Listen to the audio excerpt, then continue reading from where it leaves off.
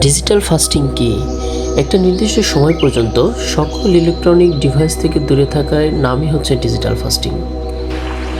Digital ফাস্টিংয়ের উপকারিতা বলে শেষ করা যাবে না। যেমন, আপনি যদি ডিজিটাল ফাস্টিং করেন তাহলে আপনার সৃজনশীলতা বাড়বে, আপনার প্রশান্তিময় ঘুম হবে। আপনি যখন ঘুমাতে যাবেন আপনার প্রশান্তিময় ঘুম হবে, আপনি আবেগকে সহজে নিয়ন্ত্রণ করতে পারবেন, আপনি মনোযোগ বৃদ্ধি করতে পারবেন এবং